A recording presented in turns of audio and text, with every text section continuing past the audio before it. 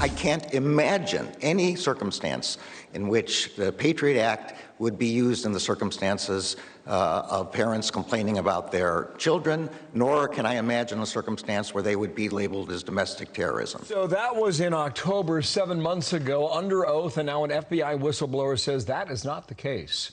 2 Republican members of Congress want answers, and one of those is with me now, Jim Jordan, Republican from Ohio, ranking member, House Judiciary Committee. Sir, good morning to you. You've been trying to get more questions from the DOJ. How's that going? Well, they haven't been too forthcoming, but that's sort of the pattern with this Justice Department.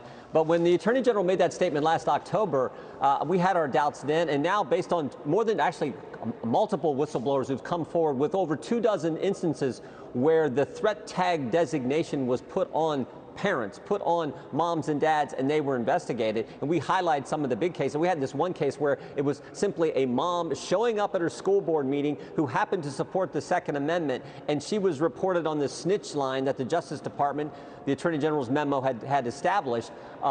This is how ridiculous it is. So it sure looks like the statement the Attorney General made last October was not accurate based on what multiple whistleblowers have now come forward and told us about what is going on out there across the country. A couple of things I'm trying to understand. The example you just gave, where was that woman? What part of the country?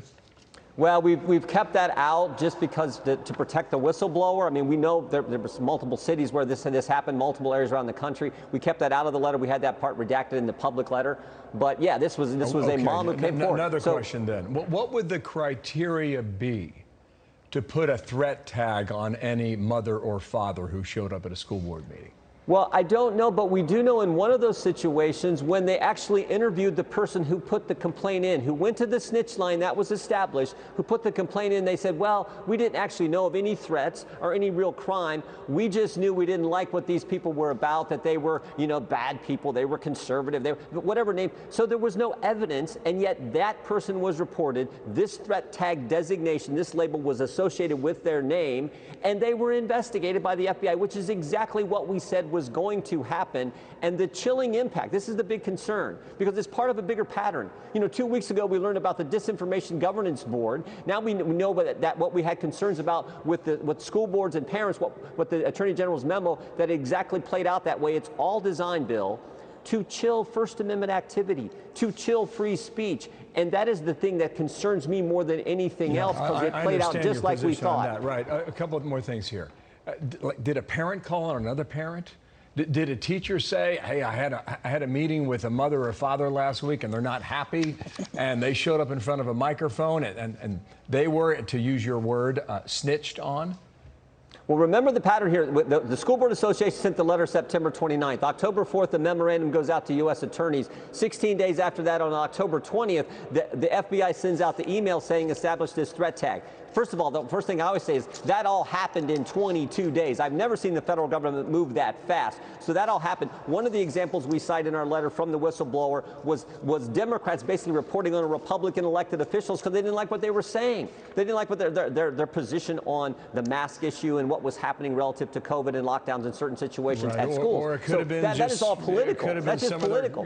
Comments in front of the microphone, which is protected by free speech, which would be even more egregious. Statement from DOJ, I don't know when this came out, I think it's been months ago. It said a tag is merely a statistical tool to track information for review and reporting. The creation of a threat tag in no way changes the long-standing requirements for opening an investigation, nor does it represent a shift in how the FBI prioritizes threats. So whenever you get answers, we're going to come back to that statement. Last question. If that's the case. Yeah, do you believe the AG told the truth under oath, or did he simply not know? Well, I actually probably think it's more of the latter, but that's just as concerning, frankly, if he didn't have a clue what was really going on. Because what you just read, that's not what happened. They went out and talked to people. So it wasn't just a way to track things. They actually did an investigation because they talked to the complainant. They went out and did an investigation. That is much different than what you just described, and that is our concern. Okay, sir, thank you. We'll follow up. Jim Jordan from Ohio. You bet. Thanks for your Bill. time in Washington.